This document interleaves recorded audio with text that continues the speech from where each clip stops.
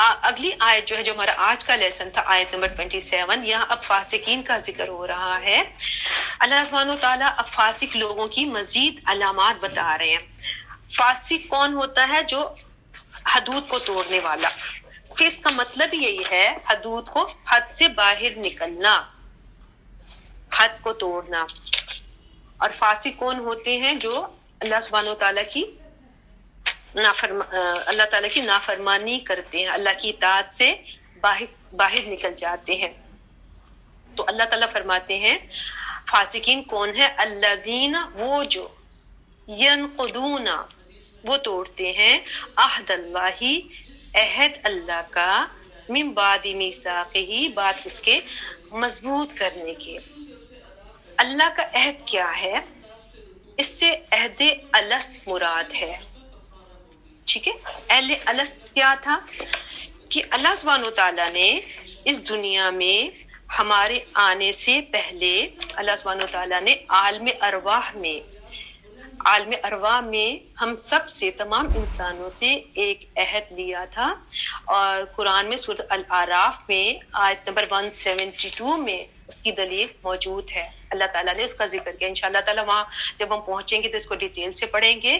تو اللہ تعالیٰ نے تمام انسانوں کی روحوں کو جمع کیا اور ان سے پوچھا الست بربکم، کیا میں تمہارا رب نہیں ہوں؟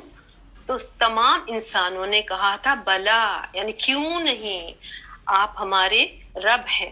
سب نے اللہ کے رب ہونے کا اقرار کیا تھا۔ من بعد میثاقہ، ہی بعد اس کے مضبوط کرنے کے۔ اچھا، یہ مضبوط کب ہوا، پکا کب ہوا؟ جب پیغمبر آئے اور انہوں نے یاد دہانی کروائی اور کلمہ پڑھ کے ہم نے اس عہد کو پکا کیا۔ جب ہم کلمہ پڑھتے ہیں تو یہ اہم گویا اس عہد کو ہم پکا کر رہے ہوتے ہیں۔ تو یہاں فاسقین کی جو یہ علامت بتائی جا رہی ہے کہ وہ اللہ کے اس عہد کو توڑتے ہیں، جو اس کے مضبوط کرنے کے بعد، جو انہوں نے اللہ کے رب ہونے کا عہد کیا تھا، اللہ سے عہد کیا تھا۔ یہ عہد ہمارے اور اللہ سبحانہ وتعالیٰ کے درمیان تھا۔ تو پہلی علامت تو ان کی یہ ہے۔ اور وہ کیا کرتے ہیں؟ وَيَقْطَعُونَ، اور وہ کاٹتے ہیں۔ کس کو کاٹتے ہیں؟ ما، جو، امر اللہ، حکم دیا اللہ نے، بہی، اس کا، ان یوصلا، کہ وہ جوڑا جائے۔ اچھا، اللہ تعالیٰ نے کس چیز کو جوڑنے کا حکم دیا ہے؟ یہاں پہ اس سے مراد کیا ہے؟ اس سے مراد ہے رشتہ داروں سے جڑنا، جس کو ہم صلہ رحمی کہتے ہیں۔ ٹھیک ہے، دوسرے انسانوں سے۔ ایک تو اللہ سے ہم نے عہد لیا ہے، اور اس سے مراد کیا ہے؟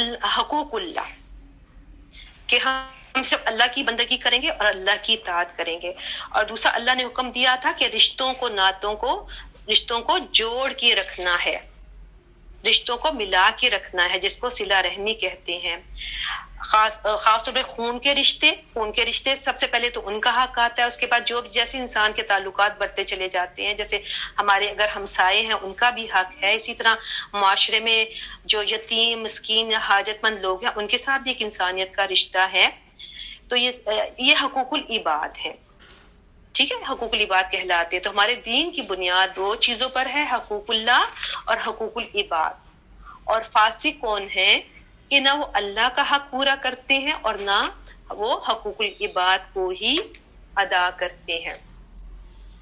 اس کا نتیجہ کیا ہوتا ہے؟ وَيُفْسِدُونَ فِي الْأَرْضِ، اور وہ زمین میں فساد کرتے ہیں، وہ فساد برپا کرتے ہیں۔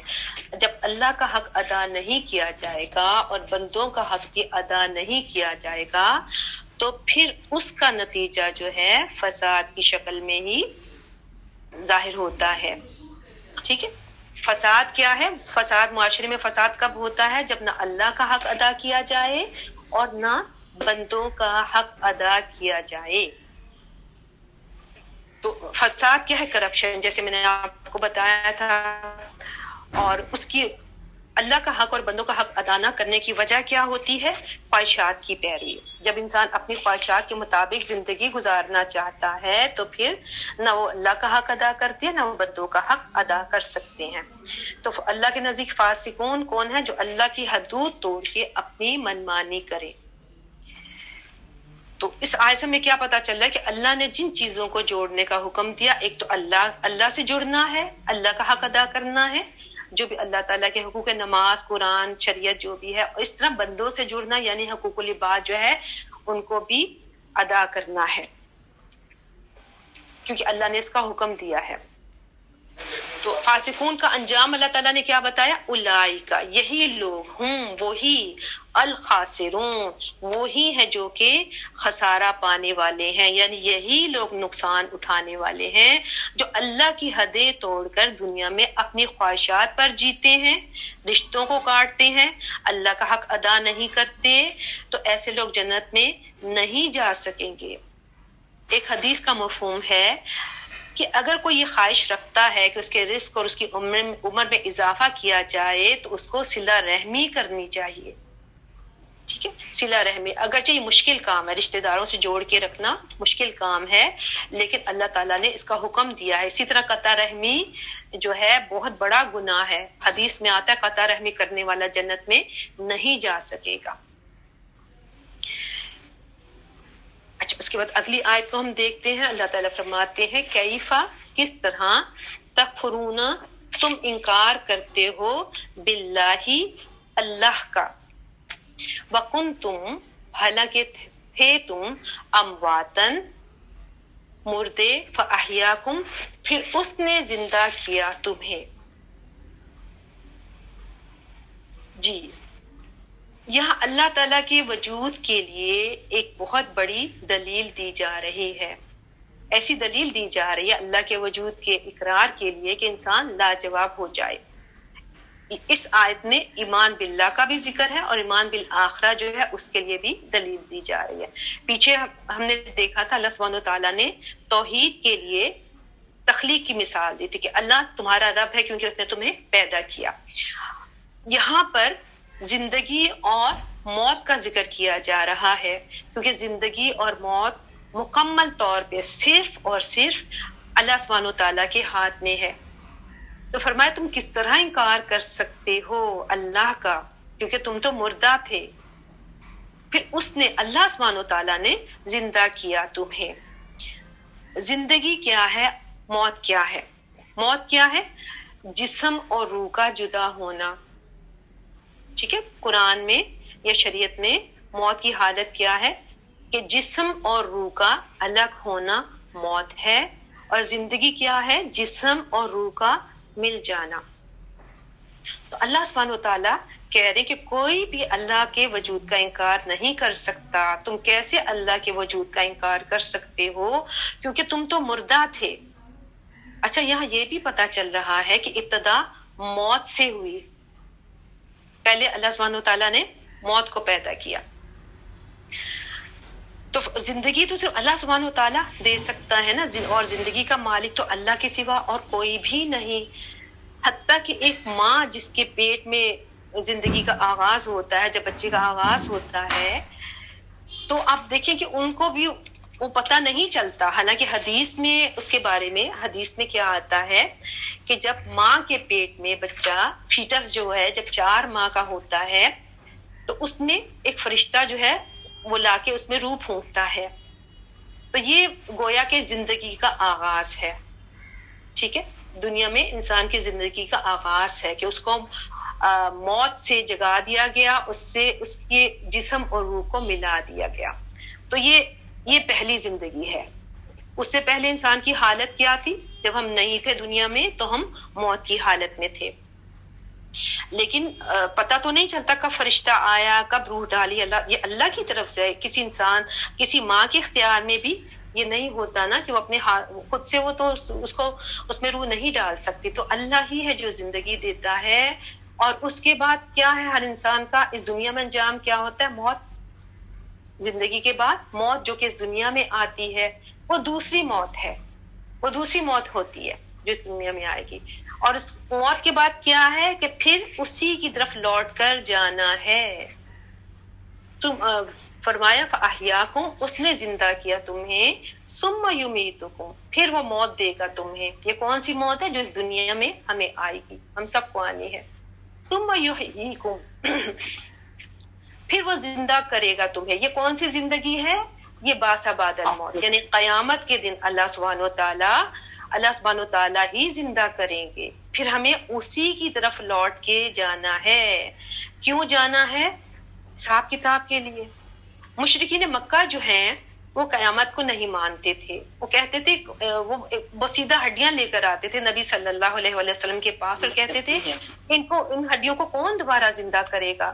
تو اللہ تعالیٰ نے اس کا جواب دیا کہ کل جو ہی الذی انشأھا اول مرہ، اس کو وہی زندہ کرے گا جس نے پہلی مرتبہ اس کو زندہ کیا. تو اللہ کے وجود کا انکار ہم کر ہی نہیں سکتے، کیونکہ ہماری اپنی زندگی اللہ کے وجود پر دلیل ہے. ہمارا اپنا وجود اللہ کے ہونے پر ایک دلیل ہے. اور پھر کہ انسان جہاں سے آیا ہے اس کو وہیں واپس بھی جانا ہے. اچھا، کیا اس دنیا میں ہم اپنی مرضی سے آتے ہیں؟ نہیں، ہم میں سے کوئی اپنی مرضی سے نہیں آیا، ہم سے تو نہیں پوچھا گیا. کیا ہم اپنی مرضی سے واپس جائیں گے؟ ہماری مرضی سے ہمیں موت آئے گی؟ ایسا بھی نہیں ہے، ایسا تو نہیں ہوگا. تو جب ہم آئے اس دنیا میں اللہ سبحانہ تعالیٰ کی مرضی سے، اور ہماری واپسی کب ہوگی؟ اللہ سبحانہ تعالیٰ کی مرضی سے. تو پھر اس زندگی میں بھی کس کی مرضی ہونی چاہیے؟ یہ جو درمیان کا ایک چھوٹا سا وقفہ ہے، اس میں کس کی مرضی ہونی چاہیے؟ اس میں بھی اللہ سبحانہ تعالیٰ کی ہی مرضی ہونی چاہیے. ہمیں اس کی رضا کے مطابق زندگی گزارنی چاہیے. وہ رب جس نے ہمیں زندگی دی ہے اور جو زندگی ہم سے لے گا، تو اگر قیامت کے دن وہ اللہ سبحانہ تعالیٰ ہم سے راضی ہو گیا، اگر ہم نے دنیا میں اس کی مرضی کی زندگی گزاری اور وہ ہم سے راضی ہو گیا، تو پھر وہ انسان سے پوچھے گا کہ اب تمہاری مرضی کیا ہے. لیکن اگر اس زندگی میں اپنی مرضی کرتے رہے تو پھر وہاں وہی ہوگا جو اللہ سبحانہ تعالیٰ چاہیں گے. تو یہاں پہ انسان کی 4 کیفیت کا ذکر کیا گیا: پہلے موت، پھر زندگی، پھر موت اور پھر زندگی. تو جسم اور روح کے ملنے کا نام زندگی ہے. پہلی حالت موت کی حالت تھی، جب صرف روح تھی جس میں اللہ سبحانہ تعالیٰ نے عہد الستی لیا. پھر دنیا میں آئے تو اللہ تعالیٰ نے جسم اور روح کو ملا دیا. پھر موت آتی ہے جس میں پھر جسم اور روح الگ ہو جاتے ہیں. لیکن انسان ختم نہیں ہوتا. ٹھیک ہے، پہلی جو موت تھی اس میں بھی اللہ سبحانہ تعالیٰ نے ہم سے عہد الست لیا، اور جو اس دنیا میں موت آتی ہے اس میں بھی انسان مکمل طور پہ ختم نہیں ہوتا، بلکہ وہ برزخ میں ہوتا ہے، اور اس کی ایک اپنی حالت ہوتی ہے جس کو کہ اللہ سبحانہ تعالیٰ نے اس کو خواب سے یا نیند سے اس کو تشبیہ دی ہے نا. جیسے نیند میں انسان، خواب میں انسان چلتا پھرتا ہے، کھاتا پیتا ہے، کئی کام کرتا ہے. تو حدیث میں خواب یا نیند کو بھی موت کی بہن کہا گیا ہے. اور ہمارے جو سوتے وقت جو ہماری دعا ہے اللہم باسمک اموت و احیا، اس میں بھی ہم یہی دعا مانگتے ہیں نا کہ اللہ تیرے نام کے ساتھ ہم جیتے، تیرے نام کے ساتھ ہم مرتے ہیں اور تیرے نام کے ساتھ ہم جیتے ہیں. تو اللہ تعالیٰ نے موت کو پہلے پیدا کیا، کیونکہ قرآن میں ہے الذی خلق الموت والحیات لیبلوکم ایکم احسن عملا. اسی نے موت اور زندگی کو پیدا کیا تاکہ تمہیں آزمائے کہ تم میں سے کون اعمال کے اعتبار سے اچھا ہے. اچھا، اگلی آیت کو ہم دیکھتے ہیں. اگلی آیت میں اللہ تعالیٰ کیا فرما رہے ہیں؟ هو الذی، وہی تو ہے. کون؟ اللہ سبحانہ تعالیٰ، جس نے خلقہ پیدا کیا، لکم تمہارے لیے، کیا؟ ما فی الارض، جو زمین میں ہے، جمیعاً سب کا سب. اس زمین کے اوپر اللہ تعالیٰ نے انسانوں کے علاوہ بے شمار مخلوق کو پیدا کیا. کیا کچھ ہے زمین میں. اور یہاں دیکھیں اللہ سبحانہ تعالیٰ کیا فرما رہے ہیں کہ اللہ نے یہ پیدا کس لیے پیدا کیا؟ لکم، تمہارے لیے، انسانوں کے لیے. اللہ سبحانہ تعالیٰ کو اپنی مخلوق میں سب سے زیادہ محبت انسان سے ہے. اللہ نے انسانوں کے لیے زمین کو پیدا کیا، آسمان کو پیدا کیا، اور جو کچھ زمین میں ہے اسے پیدا کیا. خلق لکم پیدا کیا تمہارے لیے تاکہ انسان اس سے فائدہ اٹھائے۔ تو سوچیں کتنی نعمتیں ہیں اس زمین میں جو کہ اللہ سبحانہ وتعالیٰ نے ہمارے لیے پیدا کی ہیں، اور انگنت نعمتیں ہیں، انگنت نعمتیں، اللہ تعالیٰ کے اتنے احسانات ہیں ہمارے اوپر۔ تو ہر احسان کا ایک بدلہ ہوتا ہے نا، ہمیں اس احسان کا بدلہ کس طرح دینا چاہیے کہ ہم اللہ کے بندے بن جائیں، اور اب جس نے ہمیں پیدا کیا اور جس نے ہمیں یہ سب کچھ دیا، لیکن ہو کیا رہا ہے کہ بجائے اس کے کہ ہم اللہ کے بندے بنے، ہم ان چیزوں کے غلام بن گئے جو اللہ نے جن چیزوں کو ہمارے لیے بنایا تھا۔ ٹھیک ہے، اب تو ایسا لگتا ہے کہ ہم دنیا کی چیزوں کے لیے بنے ہیں، کیونکہ ہماری ساری محنت کس لیے ہوتی ہے، ہماری ساری کوشش کس لیے ہوتی ہے کہ ہم زیادہ سے زیادہ چیزوں کو حاصل کر سکیں۔ ٹھیک ہے، اور ان چیزوں نے ہمیں اللہ سبحانہ تعالیٰ سے بھی غافل کر دیا۔ بعض اوقات ہم اللہ کا حق بھی ادا نہیں کر پاتے، ہم بندوں کا حق بھی ادا نہیں کر پاتے جس کا کہ اللہ سبحانہ تعالیٰ نے ہمیں حکم دیا ہے، کیونکہ ہم خود ان چیزوں کے غلام بن گئے ہیں، ہم چیزوں میں کھو کے رہ گئے ہیں۔ اب انہی کو حاصل کرنا ہماری زندگی کا ایک طرح سے مقصد بن گیا، اور جس نے دیا تھا، جو کہ مطلوب ہونا چاہیے تھا، جو کہ مقصود ہونا چاہیے تھا، محبوب ہونا چاہیے تھا، اس کو ہم بھول گئے۔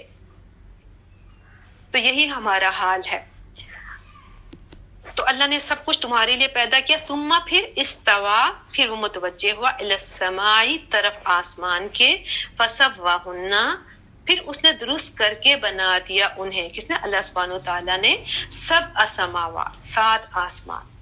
یہاں سے ہمیں یہ پتہ چل رہا ہے کہ اللہ سبحانہ وتعالیٰ نے پہلے زمین کو بنایا اور پھر اللہ تعالیٰ نے آسمان کو بنایا، اور اللہ نے آسمان کو درست کیا، مطلب اس کو برابر کیا، فسواہن، اس کو فائنل ٹچ جیسے دینا ہوتا ہے نا کسی چیز کو درست کر کے بنانا، تو اللہ تعالیٰ نے آسمان کو بنایا، اور 7 آسمان۔ یہاں یہ بھی پتہ چل رہا ہے کہ آسمان صرف یہی آسمان نہیں جو ہمیں نظر آتا ہے، بلکہ اللہ سبحانہ وتعالیٰ نے 7 آسمان بنائے ہیں۔ یہ تو آسمان دنیا ہے، اس کے اوپر بھی مزید 6 اور آسمان ہیں، اور قرآن میں ایک جگہ پہ 7 زمینوں کا ذکر بھی آتا ہے، انشاءاللہ تعالیٰ وہ پڑھیں گے۔ اور اور وہ کون؟ اللہ سبحانہ وتعالیٰ، بکل، ہر شیء، ہر چیز کا، علیم، خوب علم رکھنے والا ہے۔ علیم کیا ہے؟ خوب علم رکھنے والا۔ اس میں آپ دیکھیں تسلسل بھی ہے اور بہت اس میں کثرت بھی ہے۔ تو یہ آیت کا یہ حصہ میں کیا بتا رہا ہے کہ ہمیں اللہ سے ڈرنا چاہیے، کیونکہ وہ ہر چیز کو جانتا ہے، وہ ہمارے ظاہر کو بھی جانتا ہے، ہمارے باطن کو بھی جانتا ہے، ہمارے دل میں پیدا ہونے والے خیالات کو بھی جانتا ہے، اور ہماری نیت اور ارادے کو بھی جانتا ہے۔ تو ہمیں اللہ سے ڈر کے رہنا چاہیے، اس سے کچھ بھی چھپا ہوا نہیں۔ اچھا، اگلی آیت کو ہم دیکھتے ہیں کہ اس میں اگلی جو آیت ہے اس میں انسانیت کے آغاز کا بیان ہے کہ اللہ سبحانہ وتعالیٰ نے جو ہے جب انسانوں کو پیدا کیا تو اس کا آغاز کس طرح سے ہوا، کس طرح اللہ تعالیٰ نے آدم علیہ السلام کو زمین میں خلیفہ بنا کر بھیجا، یعنی انسانوں کی آمد اور بااختیار ہونے کا سلسلہ شروع ہوا۔ تو فرمایا وَإِذْ، اور جب، قَالَ، فرمایا، رَبُّكَ، آپ کے رب نے، یعنی اے نبی صلی اللہ علیہ وآلہ وسلم آپ یاد کیجئے اس واقعے کو جب اللہ سبحانہ وتعالیٰ نے فرمایا، کس سے؟ فرشتوں سے۔ اللہ تعالیٰ نے کیا فرمایا؟ انی، بے شک میں، جاعلون، بنانے والا ہوں، فی الارض، زمین میں، خلیفہ، ایک خلیفہ۔ تو یہ جب اللہ تعالیٰ نے آدم علیہ السلام کو پیدا کرنے کا اللہ تعالیٰ نے ارادہ کیا، انسان کی تخلیق کا سلسلہ جب شروع ہوا، تو اللہ تعالیٰ نے فرشتوں کے آگے اپنے اس ارادے کو ظاہر کیا۔ اچھا، یہ روایت میں ذکر آتا ہے کہ انسانوں سے 2000 سال قبل جنات کو پیدا کیا گیا، اور قرآن میں آتا ہے کہ اللہ تعالیٰ نے جنات کو آگ کے شعلے سے پیدا کیا۔ اور یہ بھی ذکر آتا ہے روایات میں کہ اللہ تعالیٰ نے ان کو بھی کچھ تھوڑی سی آزادی ان کو بھی دی گئی تھی جنات کو، اس دنیا میں جب اللہ تعالیٰ نے بھیجا، کیونکہ انسان اور جنات جو ہیں یہی دو مخلوق ایسی ہیں جن کو اللہ تعالیٰ نے تھوڑا سا اختیار اور آزادی دی ہے. تو انسانوں کی پیدائش سے پیشتر اللہ تعالیٰ نے جنات کو پیدا کیا اور ان کو وہ اس زمین پر آئے، زمین پر آباد تھے، لیکن وہ بہت فتنہ فساد اور قتل و غارت کرتے رہتے تھے. تو اللہ سبحانہ وتعالیٰ نے فرشتوں کا لشکر بھیج کر ان جنات کو سمندروں کی طرف دھکیل دیا. اور اللہ تعالیٰ نے پھر انسانوں کو بنانے کا ارادہ کیا. تو یہاں خلیفہ کا لفظ آتا ہے. خلیفہ سے کیا مراد ہے؟ خلیفہ کا مطلب جیسے میں نے آپ کو بتایا تھا بعد میں آنے والا. تو ایک تو کچھ مفسرین کا خیال ہے کہ چونکہ اللہ تعالیٰ نے جنات کے بعد انسانوں کو بنایا تو اس لیے یہاں پہ انسان کو خلیفہ کہا گیا، یعنی جنات کے بعد آنے والی مخلوق جو ہے یہ. یا ایک خیال یہ بھی ہے کہ اس سے مراد یہ کہ اللہ سبحانہ و تعالیٰ نے انسان کو اس دنیا میں اپنا نائب یا جانشین بنا کر بھیجا، اور اب اس کی ذمہ داری کہ اللہ تعالیٰ کے احکامات کے مطابق جو ہے وہ اپنے اختیارات کو استعمال کرے. اللہ تعالیٰ نے اس کے جو بھی اختیارات دیے ہیں وہ اللہ کی مرضی کے مطابق ان کو استعمال کرے. اور ایک اس سے یہ بھی مراد ہے کہ ایک کے بعد دوسری آنے والی نسل، کیونکہ انسان بھی ظاہر ہے کہ ایک انسانوں کی ایک نسل آتی ہے، اس کے بعد دوسری نسل آتی ہے. تو بہرحال یہ سارے مفہوم جو ہے خلیفہ لفظ میں پائے جاتے ہیں. اب جب اللہ سبحانہ وتعالیٰ نے اپنے اس ارادے کا اظہار کیا تو قالو انہوں نے کہا، کنہوں نے؟ فرشتوں نے یہ کہا کہ اتجعلوا، کیا تو بنائے گا، فیہا، اس میں، اس زمین میں، من یفسدو، جو فساد کرے گا، فیہا، اس میں یعنی اس زمین میں، ویسفک الدماء، اور وہ بہائے گا خون. فرشتوں نے اعتراض نہیں کیا تھا، انہوں نے ایک طرح سے اپنے اندیشے کا اظہار کیا، اور یہ اندیشہ ان کے پچھلے تجربے کی بنا پر تھا، کیونکہ جنات نے دنیا میں آ کر فساد کیا، قتل و غارت کی. تو انہوں نے کہا کہ چونکہ انسان کو بھی اللہ تعالیٰ اختیار دے کر ایک بااختیار مخلوق کی حیثیت سے پیدا کر رہے ہیں، دنیا میں بھیج رہے ہیں، تو وہ بھی اپنے اختیار کا غلط استعمال کرے گا. اور آپ دیکھیں ان کا یہ اندیشہ کافی حد تک درست ہی تھا. انسانی تاریخ ہمیں بتاتی ہے کہ انسانوں نے حتیٰ کہ آدم علیہ السلام کے جو بیٹے ہیں تو انہی کے دور میں قتل و غارت کا آغاز ہو گیا، اور حابیل نے قابیل کو قتل کر دیا، اور پہلا قتل جو ہے اس کی بنیاد رکھ دی گئی. تو انسانیت کے آغاز میں ہی یہ سلسلہ ایک طرح سے شروع ہو گیا. اور انہوں نے کیا کہا، وَنَحْنُ، اور ہم، نُسَبِّحُ، ہم تسبیح کرتے ہیں، بِحَمْدِکَ، ساتھ تیری تعریف کی، وَنُقَدِّسُ لَکَ، اور تیری پاکیزگی بیان کرتے ہیں. یعنی اللہ کی تسبیح کرنے کے لیے تو ہم ہیں، ہم کافی ہیں کہ ہم اللہ کی پاکی بھی بیان کر رہے ہیں، اور اللہ کی پاکیزگی بیان کر رہے ہیں، اس کی تعریف کر رہے ہیں. یعنی یہ کام تو ہم بھی کر رہے ہیں. اللہ تعالیٰ نے فرمایا، قالا، فرمایا، انی، بے شک میں، عالم، میں جانتا ہوں، ما لا تعلمون، جو تم نہیں جانتے. تو فرشتے کیا نہیں جانتے تھے؟ کہ اللہ تعالیٰ، اس کا مطلب یہ ہے کہ بے شک اس دنیا میں کچھ لوگ فساد کریں گے، قتل و غارت کریں گے، لیکن اصلاح کرنے والے بھی ہوں گے، انبیاء کرام ہوں گے، صالحین ہوں گے. ٹھیک ہے، اگر ایک طرف فساد کرنے والے لوگ ہیں تو دوسری طرف بہت سے ایسے نیک لوگ بھی ہوں گے وہ اصلاح کریں گے. اور ایسا ہے. اور فرمایا کہ تمہارا علم محدود ہے. اللہ سبحانہ و تعالیٰ نے، انی اعلم ما لا تعلمون، کہ میں جانتا ہوں جو تم نہیں جانتے. اب دیکھیں فرشتے بھی تسبیح کرتے ہیں اور انسان بھی تسبیح کرتے ہیں، لیکن اس میں بڑا فرق ہے. کیوں؟ کیونکہ انسان جب اللہ کی عبادت کرتا ہے، اللہ کی تسبیح کرتا ہے، تو وہ اپنے ارادے اور اختیار کے ساتھ کرتا ہے. اور فرشتے جو ہیں ان کا تو کام ہی یہی ہے. ٹھیک ہے، ان کے پاس چوائس نہیں ہے، ان کا کام ہی ہے یہ اللہ کی تسبیح کرنا. انسان کے پاس یہ چوائس ہے، وہ چاہے تو اللہ کی تسبیح کرے اور چاہے تو نہ کرے. لیکن جب کوئی انسان اپنے ارادے سے، اپنے شوق سے، اپنی محبت سے اللہ کا ذکر کرتا ہے، اللہ کی تسبیح بیان کرتا ہے، اللہ کی عبادت کرتا ہے، تو پھر وہ بالکل ایک مختلف چیز ہے. ٹھیک ہے، تو ہمارے پاس چوائس ہے یہ کہ ہم اللہ کی عبادت کریں. فرشتوں کے پاس یہ چوائس نہیں ہے. ہم اللہ کی تسبیح کریں, اللہ کا ذکر کریں, اپنے رب کے ساتھ ہم محبت کریں, اس کو یاد کریں. تو اللہ تعالیٰ نے فرشتوں کو یہی جواب دیا کہ تمہارا علم محدود ہے, تم نہیں جانتے جو میں جانتا ہوں کہ انسانوں میں ایسے نیک انسان بھی ہوں گے, ایسے انسان ہوں گے جو اپنی خواہش کے ساتھ اور اپنے ارادے کے ساتھ اللہ کی تسبیح بیان کریں گے. اور تسبیح کیا ہے؟ اللہ کی پاکی بیان کرنا, کہ اللہ ہر نقص اور ہر عیب سے پاک ہے. اور تقدیس کا معنی بھی پاکی بیان کرنا, لیکن اس میں نگیشن بھی ہے, یعنی ایسی باتوں کی نفی کرنا جو اللہ سبحانہ وتعالیٰ کی ذات اور شان کے خلاف ہو. تو الحمدللہ ہمارا آج کا لیسن جو ہے آیت نمبر 30 تک ہم نے اس کی مختصر تفسیر جو ہے کر لی ہے.